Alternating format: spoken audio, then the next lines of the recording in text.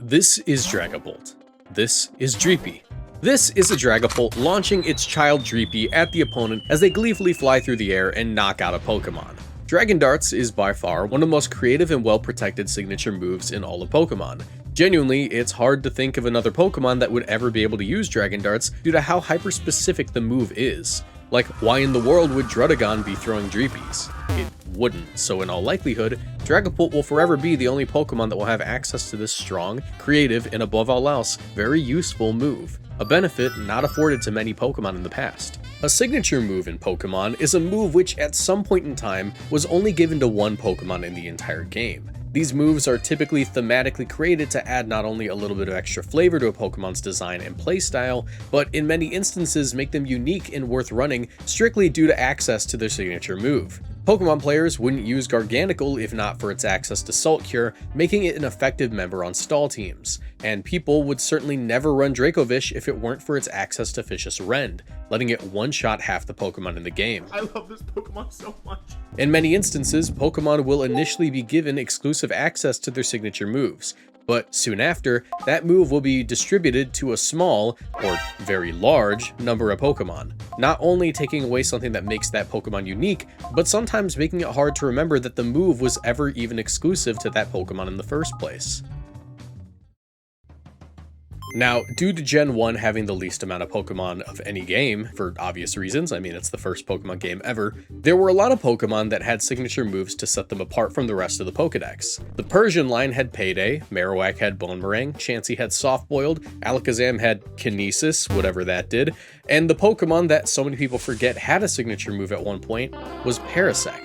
While Parasect in modern Pokemon is about as effective as a water bucket made of sugar, it's quite the unique Pokemon in Gens 1 and 2, as it was the only Pokemon in the game with access to Spore, meaning it was the only Pokemon that could guaranteed put the opponent to sleep. Spore is widely considered to be one of the strongest moves in the history of the game due to its perfect accuracy, but it only really shined when given to other Pokemon. All of them, of course, being mushrooms. In Gen 3, Breloom was given access to this move, in Gen 5, Amoonguss was given access to Spore, in Gen 7, Shiinotic got Spore, and in Gen 9, we even got 2 more Spore users in Brute Bonnet and Toedscruel. As a quick side note, we get a new Spore user in every odd generation, so expect one in Gen 11. These other Pokemon all outclass Parasect in modern battles, but would only do so due to their access to a move which was originally exclusive to Parasect. And while I do think that this is strictly to Parasect's detriment, I really don't think that several of these Pokemon would be so successful if not for access to Spore. And the distribution of Spore is still so small and specific to mushroom-themed Pokemon that I'd say it's, in a way, still a signature move. This is the ideal way to redistribute a signature move which was at one point exclusive to a Pokemon. We'll call this the Blast Burn method, or rather Blast Burn, Hydro Cannon, or Frenzy Plant method, as while these moves are not actually signature moves to any one Pokemon, they are signature to a specific type of Pokemon, a starter. Blast Burn, Hydro Cannon, and Frenzy Plant are the Fire, Water, and Grass type clones of Hyper Beam. These were introduced in Generation 3 as tutor moves, and were only able to be taught to the Kanto starters, the Johto starters, or the Hoenn starters.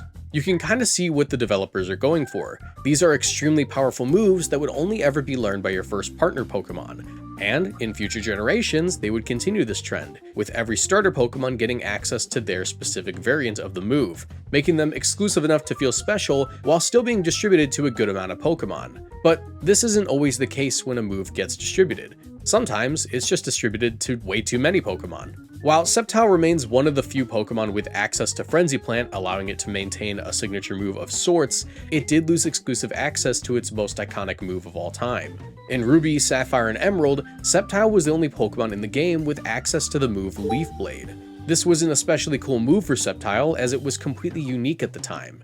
It was a 70 base power grass type move with a high chance to crit, a trait that no other grass move had. Giving Sceptile a scope lens meant that in Gen 3, Leaf Blade had a 1 in 4 chance to crit.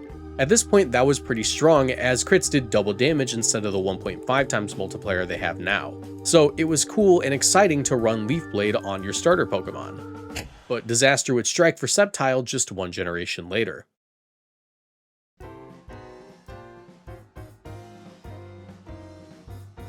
Generation 4 introduced the physical special split, which would cause moves to individually be categorized as physical or special attacks, rather than having the type of the move decide that, as was the case in generations 1 through 3. Sceptile had a very mediocre 85 attack stat and a solid 105 special attack stat, something that didn't matter much for it in Generation 3, as all grass moves were special at the time. But unfortunately, due to Leaf Blade being, well, a very clearly physical concept, it would end up being categorized as a physical attack, meaning that Sceptile went from being a solid user of its signature move to having Leaf Blade be a pretty middling option on it, unless you were willing to set up a Swords Dance, of course. Rather than having the move die in obscurity, Game Freak redistributed it. Leaf Blade would end up being used by Gallade, Leafeon, Blossom, Victory Bell, Tropius, and even Farfetch'd? Come on man, you don't need to embarrass Sceptile like that. While losing access to Leaf Blade ultimately made Sceptile much less special, it can't be denied just how important Leaf Blade has been for the grass type overall. It's since been buffed to be a 90 base power move, making it the absolute best attack for physical grass types as a whole. With Pokemon like Kartana, Iron Leaves, Decidueye, Lurantis, and Hisuian Lilligant seriously owing a lot of their success to gaining this move. Don't get me wrong, special grass types are far stronger than the average physical grass type, but without this move being made widely available, physical grass types would struggle far more than they do today, being forced to run either Wood Hammer, which has serious recoil, or running Seed Bomb, which just doesn't do nearly as much damage. Without Leaf Blade, Kartana would be stuck using Razor Leaf at a mediocre 55 base power. Similarly to Sceptile, the other Hoenn starters, Blaziken and Swampert, would lose exclusivity to their signature moves, but unlike Sceptile, their signature moves weren't so closely associated with their identities and playstyles. Blaziken's Blaze Kick was already outclassed by Overheat and Fire Blast due to the greater power and similar accuracy, and Swampert never really used Muddy Water anyways, as it got more value from its physical ground move Earthquake, and Surf, which was the better water move anyways. Blaze Kick was so underwhelming that despite being given to so many new Pokemon over the years,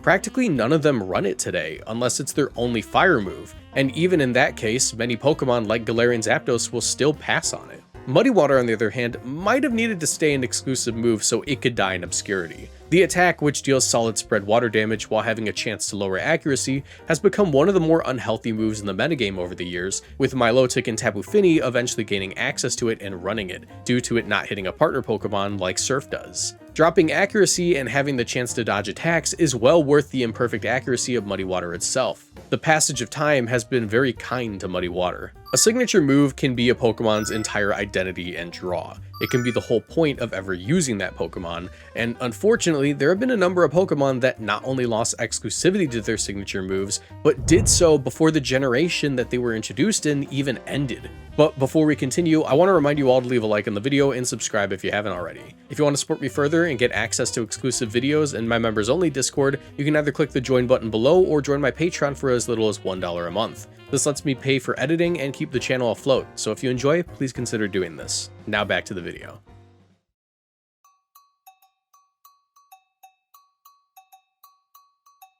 Head Smash was the exclusive move of Rampardos in Pokemon Diamond and Pearl. This devastating attack was a massive 150 base power rock type attack with a shaky 80 accuracy. But coming off of Rampardos' huge 165 base attack stat, this meant that it was one of the most powerful attacks in the game. Rampardos didn't have much going for it besides Head Smash. It was slow, it was frail, and it didn't have a very useful ability at the time in Mold Breaker. But it could absolutely take KOs on the right team with Head Smash. It even had a high 97 HP stat to let it withstand the 50% recoil from using the move multiple times in a single match. And yet, in Heart Gold and Soul Silver, Head Smash would be given to Aggron, Donphan, Nidoking, and Relicanth. Initially, this distribution didn't do much to take away the title of Best Head Smash user from Rampardos, but within just a couple of years, Head Smash would be given to much stronger Pokemon. Today, Head Smash can be used by Hisuian Arcanine, Tyrantrum, and even Sudowoodo, all of which have the ability Rockhead, an ability which nullifies Head Smash's biggest drawback of recoil,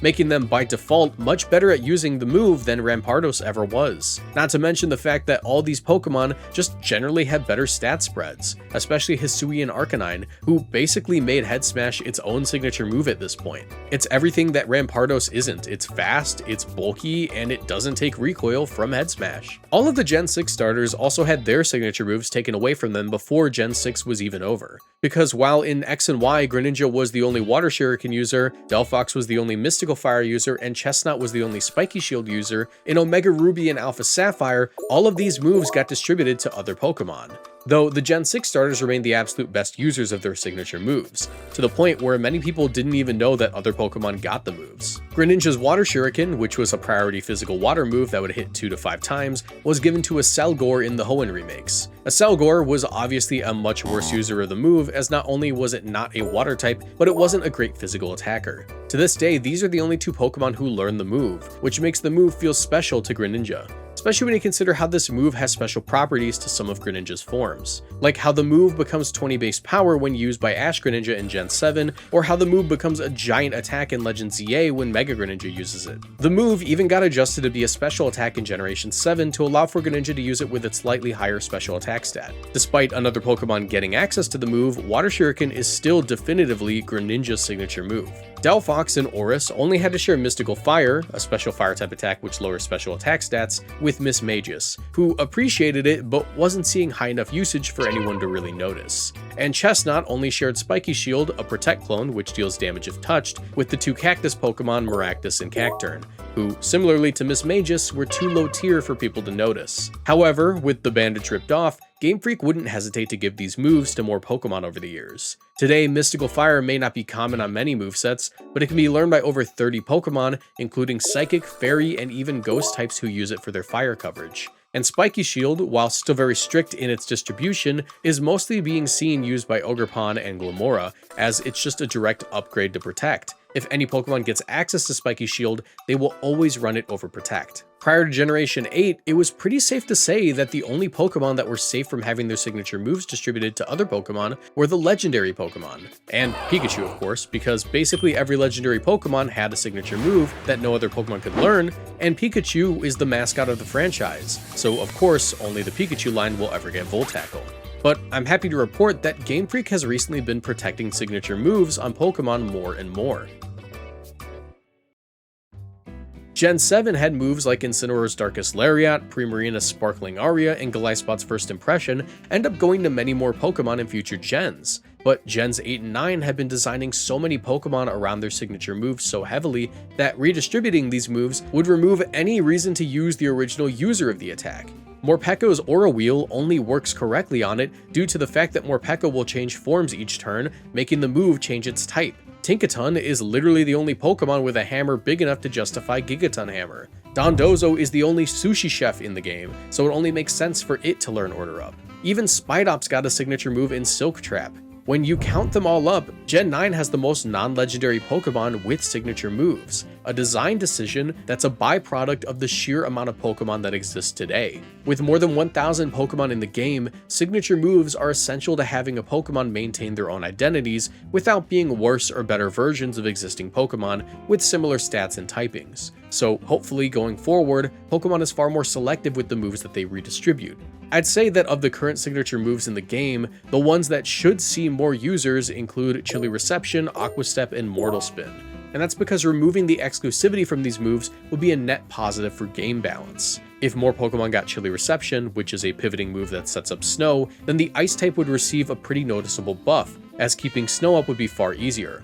Aqua Step, the signature move of Quaquaval, which is a physical speed boosting water type attack, would be great if given to any other water type not named Urshifu. The speed boost on physical water Pokemon could let them compete with Urshifu, which is definitively the best water type in the game. And Mortal Spin would be a great buff to several underwhelming poison types that struggle to see any use today, such as Scolipede and Tentacruel. The redistribution of signature moves, when done well, is essential for buffing low tiers and balancing the game. While some Pokemon might end up getting the short end of the stick, like our Ramparduses or Parasects, it's ultimately worth the buff to many other Pokemon. And hey, creative team building is the backbone of Pokemon, right? So what's better for team building than giving players more options? Thanks for watching. My room's a little bit messy, but I want to show my face while I give the shout out because I want to thank all of our big supporter patrons personally. I want to thank Avatar67, Club, Casey Horner, Saad Al-Thani, the Umbreon Monarchy, Super Meme Bros, Robert Johns, and Gabriel Shoyo. All the support from you guys has been incredible lately, and I just want to give a personal thank you. If you guys want to support me like they have, or in a lesser sense, just like, $1 a month, check out the Patreon, check out the YouTube membership, become a Twitch sub, and of course, join my Discord, which is linked in the description down below. And yeah, thank you so much for all the support. I really appreciate you all, and I'll see you in the next video. Bye.